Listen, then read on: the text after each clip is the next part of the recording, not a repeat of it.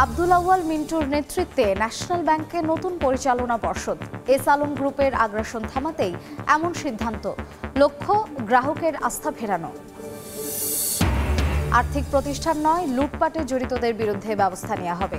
ব্যবসায়ী নেতাদের সঙ্গে বৈঠকে ঘোষণা নতুন গভর্নরের। 6 মাসের মধ্যে মূল্যস্ফীতি কমানোয় জোর।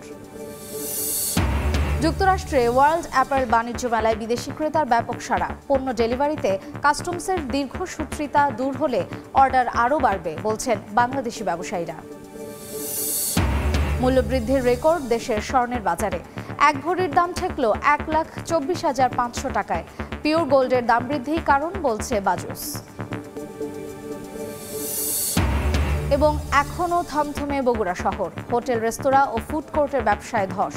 লোকসানে বহু ব্যবসা প্রতিষ্ঠান। দ্রুত পরিস্থিতি স্বাভাবিক করার দাবি।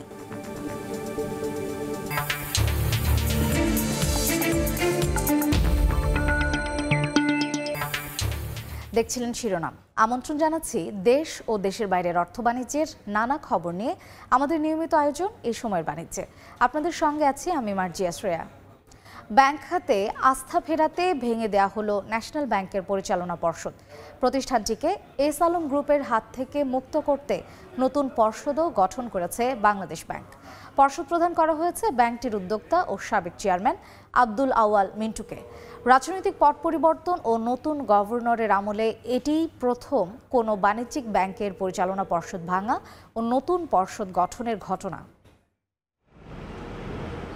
আবারও বিলুপ্ত হলো বেসরকারি ন্যাশনাল ব্যাংকের পরিচালনা পর্ষদ। একই সঙ্গে ব্যাংকটি পরিচালনার জন্য নতুন পর্ষদ গঠন করেছে বাংলাদেশ ব্যাংক। মঙ্গলবার বাংলাদেশ ব্যাংকের গভর্নর স্বাক্ষর করা এক আদেশে বলা হয়, ন্যাশনাল ব্যাংকের পরিচালনা পর্ষদের নীতি নির্ধারণী দুর্বলতার কারণে ব্যাংকের আর্থিক অবস্থার অবনতি, সুশাসন ও শৃঙ্খলা বিঘ্ন করার মাধ্যমে ব্যাংক ও আমানতকারীদের স্বার্থের পরিপন্থী কার্যক্রমে পর্ষদ সম্পর্কিত। দেশের রাজনৈতিক পট পরিবর্তন ও কেন্দ্রীয় ব্যাংকের নতুন গভর্নর এসে এটি প্রথম কোনো বাণিজ্যিক ব্যাংকের পরিচালনা পর্ষদ ভেঙে নতুন পর্ষদ গঠন করা হলো। ব্যাংকটিকে এস আলম গ্রুপ মুক্ত করতে এমন পদক্ষেপ নেওয়া হয়েছে বলে মনে করছেন সংশ্লিষ্টরা। নতুন পর্ষদে রয়েছে ব্যাংকটির উদ্যোক্তা ও সাবেক চেয়ারম্যান আব্দুল আউয়াল মিন্টু, সাবেক পরিচালক জাকারিয়া তাহের ও মোয়াজ্জেম হোসেন। পাশাপাশি ব্যাংকটিতে 4 জন স্বতন্ত্র পরিচালকও নিয়োগ দেওয়া হয়েছে। এই 7 জনের মধ্য থেকে ব্যাংকের নতুন চেয়ারম্যান নিযুক্ত হবেন। স্বতন্ত্র পরিচালকদের মধ্যে রয়েছেন বাংলাদেশ ব্যাংকের সাবেক নির্বাহী পরিচালক জুলকার নাইন, সীমান্ত ব্যাংকের সাবেক ব্যবস্থাপনা পরিচালক মুখলেসুর রহমান, ঢাকা বিশ্ববিদ্যালয়ের ব্যবসা প্রশাসন ইনস্টিটিউটের অধ্যাপক মেলিতা মেহজাবিন ও সনদপ্রাপ্ত হিসাববিদ আব্দুস সাত্তার সরকার। এর আগে সবশেষ ন্যাশনাল ব্যাংকের পরিচালনা পর্ষদ গত মে মাসে পুনর্গঠন করেছিল বাংলাদেশ ব্যাংক। এর 4.5 মাস আগে আরও একবার ব্যাংক পর্ষদ পুনর্গঠন করা হয়েছিল। ইয়ানুর শিফাত, সময় সংবাদ, ঢাকা।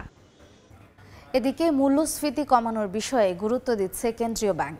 আগামী 6 থেকে 8 মাসের মধ্যে এটি 5 থেকে 6% নামিয়ে আনা সম্ভব বলে মনে করেন বাংলাদেশ ব্যাংকের governor doctor Ahsan H Mansur. দুপুরে ব্যবসায়ী নেতাদের সঙ্গে বৈঠক শেষে গভর্নর জানান, গ্রাহকদের আস্থা হারানো ব্যাংকগুলোকে আর সহায়তা দেবে না কেন্দ্রীয় ব্যাংক। প্রতিষ্ঠান নয়, আর্থিক লুটপাটে জড়িতদের বিরুদ্ধে ব্যবস্থা নেয়ার ঘোষণাও দেন গভর্নর। রাজনৈতিক পট পরিবর্তনের পর মঙ্গলবার প্রথমবারের মতো নতুন গভর্নর ডক্টর আহসান এইচ মনসুরের সঙ্গে সৌজন্য সাক্ষাৎ করতে আসেন দেশের ব্যবসায়ী নেতারা। তারা জানান, সাক্ষাতে মূল্যস্ফীতি কমানোর বিষয়ে আলোচনা হয়েছে। দাবি জানানো হয়, ব্যাংক ঋণ পরিশোধের সময়সীমা বাড়ানো এবং লুটপাটে জড়িতদের বিরুদ্ধে ব্যবস্থা নেয়ার। সেপ্টেম্বরে যারা ব্যাংকের যে সময়টুকু ছিল তাদেরকে যেন 3 মাস অথবা 6 মাস বাড়িয়ে দেয়, তাহলে ডিফল্টারের সংখ্যা কমবে। সম্পদ লুট করছে, অন্যায়ভাবে সম্পদ অর্জন করছে সৃষ্টি না করে, এবং তারা ব্যাংকগুলো লুট করছে, তাদের বিরুদ্ধে কঠোর শাস্তি নেওয়ার জন্য আমরা বলে আসছি। পরে সাংবাদিকদের সঙ্গে ব্রিফিংয়ে গভর্নর জানান, মূল্যস্ফীতি কমানোর বিষয়ে গুরুত্ব দিচ্ছে কেন্দ্রীয় ব্যাংক। এক্সচেঞ্জ রেট স্থিতিশীল থাকায় মূল্যস্ফীতি 5 থেকে 6% নামিয়ে আনা সম্ভব বলেও মনে করেন তিনি। এটা আমরা যথাযথভাবে আমি মনে করি 6 থেকে 8 মাসের মধ্যেই আমরা 5-6%-এর মধ্যে নামিয়ে আনা সম্ভব হবে বলে আশা করি। আশাবাদী এই জন্য এক্সচেঞ্জ রেট কিন্তু স্টেবিলাইজড মোটামুটি আছে। ব্যাংকিং খাত নিয়ে ব্যবসায়ীদের শঙ্কার বিষয়ে গভর্নর বলেন, সমস্যা সমাধানে কিছুটা সময় লাগবে, তবে সময় নিয়ে সঠিক সিদ্ধান্ত নেওয়া হবে বলেও আশ্বাস দেন তিনি। জানান, অতীতের মতো এবার বিশেষ সহায়তা দিয়ে কোনো ব্যাংককে বাঁচাবে না কেন্দ্রীয় ব্যাংক। আমরা একটু সময় নিচ্ছি যাতে সিদ্ধান্তটা যেন সঠিক হয়।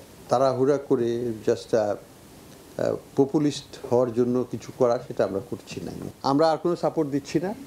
এখন যদি তাদের ব্যাপারে সিদ্ধান্ত যাই হোক না কেন, আলটিমেটলি ডিপোজিটরদের কনফিডেন্স যদি না থাকে সেই ব্যাংকের উপর, সেই ব্যাংকের ম্যানেজমেন্টের উপর, তাহলে সেই ব্যাংক চলতে পারে না। এ সময় ডক্টর আহসান এইচ মনসুর জানান, লুটপাটের দায়ে প্রতিষ্ঠান নয়, বরং সুনির্দিষ্ট দোষী ব্যক্তিদের বিরুদ্ধে ব্যবস্থা নেওয়া হবে। আমরা কিন্তু প্রতিষ্ঠানকে টার্গেট করছি না। যারা প্রতিষ্ঠানের কর্মকর্তা, মালিকও হতে পারেন, যদি তারা যে কোনো কারণেই খারাপ কিছু করে থাকেন, সেটা আইনগতভাবে সেটার ব্যবস্থা হবে। কিন্তু প্রতিষ্ঠান ইটসেলফকে টার্গেট করে সেটাকে ধ্বংস করা বা সেটা ক্ষতি সাধন করলে পরে সেটা কিন্তু অর্থনীতির জন্য ভালো হয় না। আর্থিক খাতে শৃঙ্খলা ফেরাতে টেকসই ও দীর্ঘমেয়াদী সিদ্ধান্ত নেওয়া হবে বলেও জানিয়েছেন গভর্নর। ফরহাদুর রহমান, সময় সংবাদ, ঢাকা। যুক্তরাষ্ট্রের লাস ভেগাসে বিশ্বের অন্যতম বৃহৎ ওয়ার্ল্ড অ্যাপারেল বাণিজ্য মেলার দ্বিতীয় দিনে বিদেশি ক্রেতাদের ব্যাপক সাড়া পেয়েছেন বাংলাদেশি ব্যবসায়ীরা। পণ্য ডেলিভারিতে কাস্টমসের দীর্ঘসূত্রিতা দূর হলে অর্ডার আরও বাড়বে বলে মনে করছেন তারা। 3 দিনব্যাপী এই মেলা শেষ হবে স্থানীয় সময় বুধবার। যুক্তরাষ্ট্রের লাস ভেগাস থেকে লস্কর আল মামুনের রিপোর্ট। বিশ্বের অন্যতম বৃহৎ এই বাণিজ্য মেলার দ্বিতীয় দিন ছিল বেশ উৎসব মুখর। আয়োজক সূত্রে জানা যায়, প্রায় 25,000 দর্শনার্থী অংশ নেন এই সোর্সিং অ্যাট ম্যাজিকে। লাস ভেগাসের দক্ষিণ কনভেনশন সেন্টারে আয়োজিত এই বাণিজ্য মেলা যেন পরিণত হয় ব্যবসা, বিনিয়োগে, ক্রেতা বিক্রেতার এক মহা মিলন মেলায়। প্রথম দিনের তুলনায় বেশি জনসমাগম হওয়ায় বাংলাদেশ প্যাভিলিয়নেও তার ছোঁয়া লাগে। ভালো সাড়া পেয়েছেন বলে জানান বাংলাদেশি ব্যবসায়ীরা। আমাদের ম্যাক্সিমাম ওয়ার্কওয়্যার আর ইউনিফর্ম নিয়ে কাজ করি আমরা। বিদেশের বিভিন্ন ওয়ার্কওয়্যার কোম্পানিতে আমরা ইউনিফর্ম সাপ্লাই করি। এখন পর্যন্ত মাশাআল্লাহ ভালো রেসপন্স পাইছি। টেক্সটাইল জগতে মেড ইন বাংলাদেশ বিশ্বে পরিচিত একটি ব্র্যান্ড, তাই দেশের হয়ে এই মেলায় অংশ নিতে পারায় নিজেদের গর্বিত মনে করছেন অনেকে। মেড ইন বাংলাদেশে এই রিয়েলি একটা ব্র্যান্ড, সবাই একটা আকর্ষণ, যেভাবে আসতেছে আমার কাছে খুবই ভালো লেগেছে। এখানে এসে আমরা যে সাড়া পেয়েছি, আমরা আশা করি যে আগামী দিনেও আমরা যদি এই ধরনের মেলার আয়োজন করতে পারি, আমার মনে হয় আমাদের বাংলাদেশের অর্থনীতিতে একটা বিশাল ভূমিকা রাখবে বলে আমি মনে করি। এদিকে বাংলাদেশি স্টলে এসে সন্তোষ প্রকাশ করেন বিদেশি ক্রেতারা। Great having another variety of not just in China but also having another manufacturer here made in Bangladesh, and so this is also a great event and a great area. দেশের সার্বিক পরিস্থিতি বিবেচনায় বিদেশি ক্রেতার অর্ডার কমেছে বলে মনে করছেন মেলায় অংশ নেয়া ব্যবসায়ীদের অনেকে। তারা বলছেন, বাংলাদেশ কাস্টমসের মতো ট্যাক্স সহ দীর্ঘসূত্রিতা না থাকায় চীন, ভিয়েতনাম এমনকি পাকিস্তানেও দ্রুততম সময়ে পণ্য ডেলিভারি করে বাংলাদেশের তুলনায় এগিয়ে যাচ্ছে তারা। সমস্যা সমাধানে বর্তমান সরকারের উদ্যোগ নেয়ার অনুরোধ তাদের। প্রধান উপদেষ্টা যে আছেন অধ্যাপক ডক্টর ইউনূস সাহেব, ওনার সাথে আমেরিকার খুব ভালো সম্পর্ক। আশা করি উনি আমাদের যে দুঃসময় যাচ্ছে, এই দুঃসময়টা ওনার মাধ্যমে ওনার সাথে যে সম্পর্ক আছে, আমাদের এই দুঃসময়টা কেটে উঠবে। স্যাম্পল আমরা আমাদের দেশে আসা এবং কাস্টমসের হ্যাসেল করে আমাদের হাতে যতদিন লাগে ততদিনে অন্য অন্য দেশ, চায়না, ভিয়েতনাম থেকে ততদিনে অন্য অন্য দেশের স্যাম্পলগুলি বাইরের হাতে চলে যায়। সো এটা ব্যাপারে আমাদের গভর্নমেন্টের অবশ্যই কাজ করা উচিত। বিগত মেলায় বাংলাদেশের তৈরি পোশাক শিল্প প্রতিষ্ঠানগুলোর পাশাপাশি চামড়াজাত শিল্প সহ বিভিন্ন প্রতিষ্ঠান অংশ নিলেও এবার কেবলমাত্র তৈরি পোশাক ও বাইং হাউজের 29টি স্টল দেখা যায়। বিশ্বের অন্যতম বৃহত্তম এই টেক্সটাইল ট্রেড ফেয়ারের দ্বিতীয় দিনে চীন, ভিয়েতনামের প্রাধান্য থাকলেও পিছিয়ে নেই বাংলাদেশ। তবে মেলার শেষ দিন পর্যন্ত আরও ভালো করার আশা বাংলাদেশি ব্যবসায়ীদের। Laskar Al Mamun, Las Vegas convention center, যুক্তরাষ্ট্র। বেতন বৈষম্য ও ঝুঁকি ভাতা সহ অসঙ্গতি দূর করার দাবিতে রেল ভবনের সামনে বিক্ষোভ করছেন নিরাপত্তা কর্মীরা। বিস্তারিত জানাতে সেখান থেকে যোগ দিচ্ছেন রিপোর্টার মনির হোসেন। যাচ্ছি তার কাছে। ঝুঁকি ভাতা প্রদান এবং বেতন বৈষম্য দূরীকরণ এছাড়াও নানা অসঙ্গতির দাবি সহ 11টি দফা এক দাবি নিয়ে বাংলাদেশ রেলওয়ে ভবনের সামনে অবস্থান করছেন বাংলাদেশ রেলওয়ের যে নিরাপত্তা বাহিনীর সদস্য আছেন সেই সদস্যরা সকাল থেকেই তারা এখানে অবস্থান নিয়েছেন এবং তাদের যেই দাবিগুলো তারা জানিয়েছে যে তারা নিরাপত্তা বাহিনীর যে সুযোগ সুবিধা আসলে পাওয়ার কথা সেই সুযোগ সুবিধাগুলো পাচ্ছে না সেই দাবিতে সকাল থেকেই তারা রেলওয়ে ভবনের সামনে আসলে তারা অবস্থান করছিলেন। আমরা এই মুহূর্তে যেটা দেখতে পাচ্ছি ভবনের গেটের ভিতরে অবস্থান করছেন রেলওয়ে নিরাপত্তা বাহিনীর সদস্যরা এবং যে আরেকটি গ্রুপ রেলওয়ের যে অস্থায়ী কর্মকর্তা আছেন তারা তাদের আরও কিছু দাবি নিয়ে তারা অবস্থান করছেন রেলওয়ে ভবনের যে গেট সেই গেটের বাইরে তারা অবস্থান করছেন। এই দিক থেকে নিরাপত্তা বাহিনীর যে সদস্যরা আছেন তারা বারবারই বলছে তাদের শান্তিপূর্ণ সমাবেশ অর্থাৎ তাদের শান্তিপূর্ণ যেই কর্মসূচি তারা ঘোষণা করেছে এবং চলছে এটি শেষ হওয়ার পরে বাইরে যারা অবস্থান নিচ্ছেন তাদের যে দাবি দাওয়াগুলো তারা এখানে এসে তাদের যে সেই দাবি দাওয়াগুলো যাতে পূরণের জন্য আসলে যে দাবি আছে তারা সেই দাবি জানান।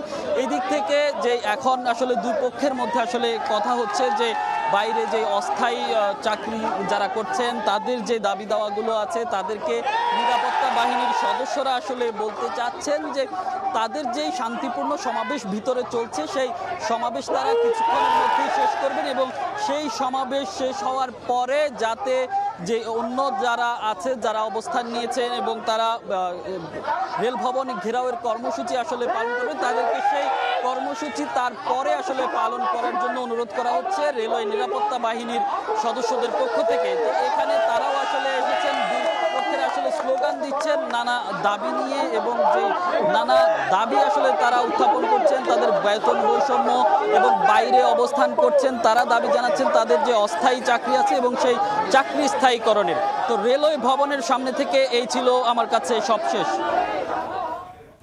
রেল নিরাপত্তা কর্মীদের বিক্ষোভের সবশেষ জানতে সরাসরি ছিলাম রেল ভবনের সামনে। এদিকে চাকরি স্থায়ীকরণ সহ 2 দফা দাবিতে নির্বাচন কমিশন ভবনের সামনে অবস্থান কর্মসূচি পালন করছেন প্রকল্পভুক্ত কর্মকর্তারা। সেখানে আছেন রিপোর্টার ফারজান আক্তার। বিস্তারিত জানতে সরাসরি যাচ্ছি তার কাছে। এনআইডি সেবা স্বরাষ্ট্র মন্ত্রণালয়ের সুরক্ষা সেবা বিভাগ থেকে নির্বাচন কমিশনের স্থানান্তর সহ 2 দফা দাবিতে এখানে আইডিএ প্রকল্পের কর্মকর্তা কর্মচারীরা অবস্থান কর্মসূচি গ্রহণ করেছেন এবং তারা সকাল থেকে এখানে বিক্ষোভ করছেন। তারা দাবি করছেন যে এখানে নবম আইডিএ প্রকল্পের সঙ্গে সংশ্লিষ্ট নবম থেকে 20তম গ্রেডের যে কর্মকর্তা কর্মচারীরা আছেন তাদের যাতে আউটসোর্সিং থেকে বের করে রাজস্বের অধীনে নিয়ে নেওয়া হয় এবং তারা যেমনটি অভিযোগ করছেন যে তারা বিগত বছরগুলোতে এনআইডি সেবা দিয়ে যাচ্ছে তারা কাজ করে যাচ্ছে তবে তাদেরকে সরকারি কোনো সুযোগ সুবিধা দেওয়া হচ্ছে না তারা শুধু বেতন পাচ্ছেন বোনাস পাচ্ছেন না। তো এই ধরনের যে তারা বলছেন তাদেরকে যাতে রাজস্বের অধীনে নিয়ে আসা হয় এবং তাদের যাতে অন্যান্য সুবিধাগুলো দেওয়া হয় এবং শুধু আজই না গতকালও আমরা দেখেছি তারা বিকাল থেকে রাত পর্যন্ত এখানে অবস্থান কর্মসূচি গ্রহণ করেছেন। আজ সকাল থেকে তারা এখানে নির্বাচন কমিশনের যারা দায়িত্বরত আছেন তাদের সাথেও কথা বলার চেষ্টা করছেন এবং তারা এবং শুধু আজই না আমরা এর আগেও দেখেছিলাম যে এই আইডিএ প্রকল্পের অধীনে যারা ছিলেন তারা রাজস্বের অধীনে আসার জন্য তাদের দাবি পেশ করেছিল নির্বাচন কমিশনের কাছে এবং এই যে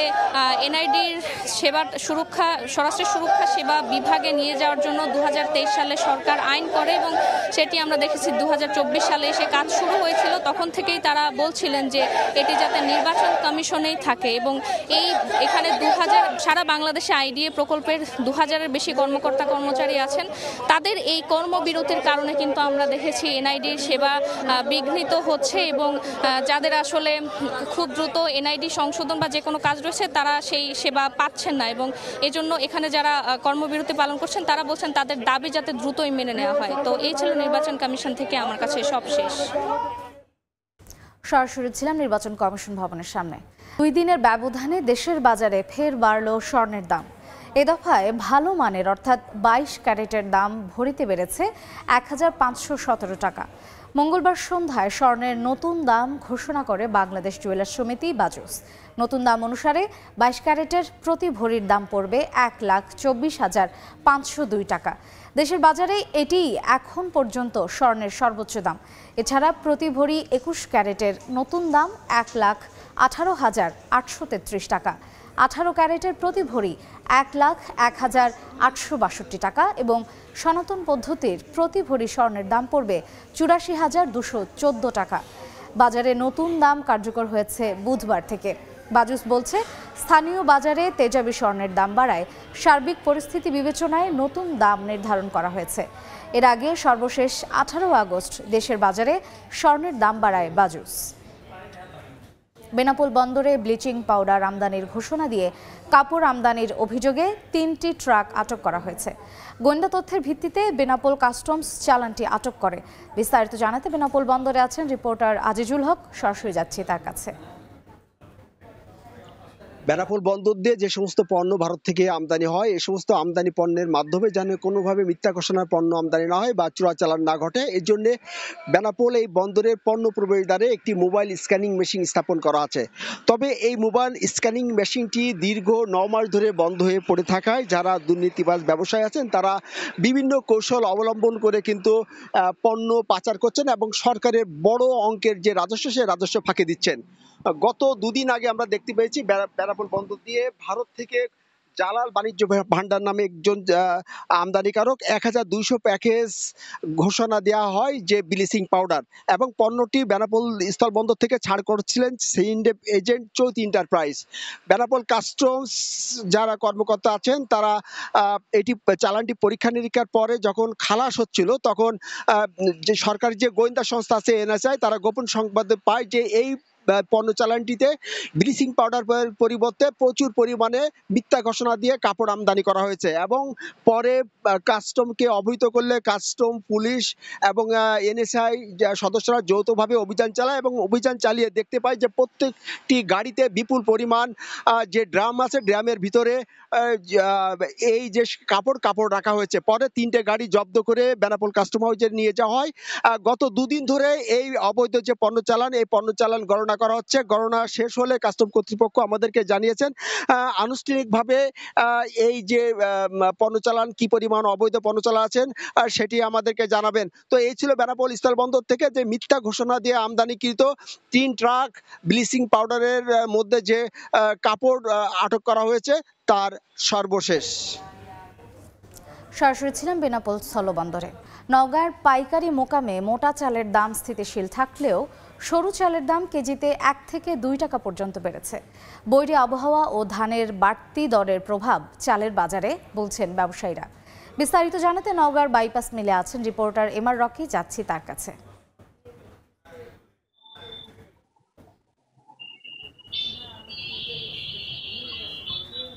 চলতি সপ্তাহে আসলে মাসের এই প্রথম দিকে চালের কিছুটা দর বাড়তি ছিল, তবে পরবর্তী ধাপে আবারও সেই চালের কিন্তু দ্বিতীয় সপ্তাহ দিকে পড়ে যায়। তবে আবার দেখছিলাম যে চলতি সপ্তাহের এই মাসে কিন্তু এই 15 পরে চালের দরটা কিন্তু আরেক দফা বেড়েছে। বিশেষ করে সরু যে চালগুলো রয়েছে, কাটারি, নাজির, জিরা, মিনিকেট, এই জাতীয় চালের বাজারে দেখছিলাম প্রকার ভেদে 2 থেকে 3 টাকা এরকম বাড়তি দর, অর্থাৎ বস্তা প্রতি কিন্তু বাড়তি দরের প্রভাবটা পড়েছে 100 থেকে 120 টাকা পর্যন্ত। তো মোটা চালের দরের জায়গাটা ব্যবসায়ীরা বলছেন স্থিতিশীলতা, তাদের দিকে ক্রেতা কিছুটা কম। সরু চালের দরের জায়গাটা বাড়তির পেছনে যৌক্তিক হিসাবে তারা বলছেন যে এই মুহূর্তে সরু যে ধানগুলো রয়েছে এই হাটে তারা সরবরাহ কিছুটা কম পাচ্ছেন এবং যেসব ধান কিনছেন প্রকারভেদে ধানের দরটাও কিন্তু মন প্রতি 50 থেকে 100 টাকা বেড়েছে এবং এর প্রভাবটা কিন্তু চালের বাজারে তারা এনে ফেলেছেন। এবং চালের এই বাজারটি আসলে একটা ওঠানামা করার যে চিত্রটি গত মাস জুড়েই কিন্তু আমরা দেখছিলাম। এই মাসের প্রথম দিকে, প্রতি মাসের প্রথম দিকে কিন্তু বস্তাপ্রতি 200 টাকা পর্যন্ত দর কিন্তু পড়ে যায় এবং দর কমার পেছনে বেশ কিছু ব্যবসায়ীরা যুক্তি দেখাচ্ছিলেন। তারা বলছেন পরিবহনের খরচ কিন্তু অনেকটা কমে গেছিল, পথে পথে যে চাঁদা ছিল এই চাঁদাগুলো তাদের দিতে হচ্ছিল না, ফলে কিন্তু দরের জায়গাটা অনেকটা নিচে নেমে যায়। আবার একটু হঠাৎ এরকম বাড়তি দরের পিছনে যে কারণগুলো তারা ব্যবসায়ীরা তুলে ধরছেন, তো এই ব্যবসায়ীদের যুক্তির পিছনে আসলে ক্রেতারা যে বিষয়টি বরাবরই অভিযোগ করে থাকেন, বাজারে যখনই নজরদারির অনেকটা অভাব দেখা দেয় তখনই কিন্তু দরের জায়গাটা লাফিয়ে ব্যবসায়ীরা সুযোগ নিয়ে বাড়িয়ে দেন এবং প্রকারভেদে 50 থেকে 100 টাকা প্রতি বস্তায় বাড়িয়ে এই বাড়তি মুনাফাটা কিন্তু আসলে ব্যবসায়ীর পকেটেই যায়। এবং এক্ষেত্রে বাজারে প্রথম দিকে কিন্তু একটা নজরদারির আমরা দেখছিলাম ভোক্তা অধিকার সংরক্ষণ অধিদপ্তর, পাশাপাশি বৈষম্য বিরোধী ছাত্র আন্দোলন যারা করছিলেন তারা কিন্তু বাজারগুলোতে তদারকি করছিলেন। ফলে সার্বিক একটা বাজারে কিন্তু বাজারে যে ঊর্ধ্বগতির প্রভাবটা সেটা কিন্তু কমে আসছিল। পরবর্তী ধাপে কিন্তু এই কিছুটা স্থিতিশীলতা বা বাজারে নজরদারি অভাব তৈরি হওয়ার কারণে কিন্তু আবার একটা বাড়তি দরের কথা বলছেন ভোক্তারা, এবং এই বাড়তি দরটা সহনীয় করতে ভোক্তাদের দিক থেকে কিন্তু তদারকির কথাটাই বলছেন তারা। এই ছিল নওগাঁর সার্বিক চালের বাজারের খবর আমার কাছে। ধান চালের বাজার পরিস্থিতি জানতে সরাসরি ছিলাম নওগাঁর বাইপাস মিলে। ছাত্র জনতার অভ্যুত্থানের পর বগুড়া শহরের অবস্থা এখনও থমথমে। ধস নেমেছে হোটেল, রেস্তোরাঁ ও ফুড কোর্টের ব্যবসায়। এ কারণে লোকসানে শহরের শতাধিক ব্যবসা প্রতিষ্ঠান। এই অবস্থা দ্রুত পরিস্থিতি স্বাভাবিক করার দাবি ব্যবসায়ীদের। শাহাদুল ইসলামের ছবিতে আব্দুল আওয়ালের রিপোর্ট। এক মাস আগেও বগুড়ার হোটেল, রেস্তোরাঁ ও ফুডকোর্টগুলো দিনরাত ক্রেতা সমাগমে ভরপুর থাকত। এখন চিত্র একদমই ভিন্ন। ছাত্র জনতার অভ্যুত্থানের পর রাজনৈতিক অস্থিরতায় শহরের হোটেল, রেস্তোরাঁগুলো বেশিরভাগ সময় থাকছে ফাঁকা। ব্যবসায়ীরা বলছেন গত এক মাসে তাদের বিক্রি অন্ততপক্ষে 70% কমে গেছে। এতে শহরের হোটেল, রেস্তোরাঁগুলোতে লোকসান হয়েছে প্রায় 10 কোটি টাকা। আইন শৃঙ্খলা পরিস্থিতি কিছুটা স্বাভাবিক হয়ে আসলেও ক্রেতার দেখা মিলছে না। এমনকি বকেয়া আছে কর্মচারীদের বেতন, বিদ্যুৎ বিল সহ অন্যান্য খরচ। যে কর্মচারীগুলো আমাদের এখানে কাজ করছেন তাদের বেতন দেওয়াটা তো খুবই মুশকিল হয়ে গেছে, এমনকি তাদের থাকা খাওয়ার ব্যবস্থাটা করাটাও আমাদের জন্য অত্যন্ত দুর্বিষহ হয়ে উঠেছে। ব্যবসা ধরে রাখাটাই আমাদের কঠিন হয়ে গেছে, যার জন্য আমরা বেতন সপ্তাহে সপ্তাহে কিস্তিতে নিচ্ছি। আশা করি এগুলো কাটিয়ে উঠে ভালো একটা ব্যবসার দিকে আমরা অগ্রসর হব। ট্যাক্স কমানোর পাশাপাশি আইন শৃঙ্খলা পরিস্থিতি স্বাভাবিক রাখতে সরকারের কাছে দাবি ব্যবসায়ী নেতাদের। এই শিল্পের সঙ্গে যারা জড়িত সবাই আমরা ক্ষতিগ্রস্ত। সেই ক্ষেত্রে যদি আমাদের কারো ব্যাংক লোন লাগে বা অন্যান্য সাপোর্ট লাগে, এই দিকটাও আমি সরকারের কাছে দৃষ্টি আকর্ষণ করবো যে সরকার যেন এই দিকটাও বিবেচনা করে। বগুড়া শহরে শতাধিক হোটেল, রেস্তোরাঁ রয়েছে। আব্দুল আউয়াল, সময় সংবাদ, বগুড়া। দীর্ঘ এক যুগ পর অবশেষে বিসিবির সভাপতির পদ থেকে পদত্যাগ করেছেন নাজমুল হাসান পাপন। বিসিবির জরুরি সভা শুরুর কিছুক্ষণ পর আসে এমন সিদ্ধান্ত। এই মুহূর্তে সচিবালয়ে আছেন রিপোর্টার মাহবুব রিমন। সবশেষ খবর জানতে সরাসরি যাচ্ছি তার কাছে।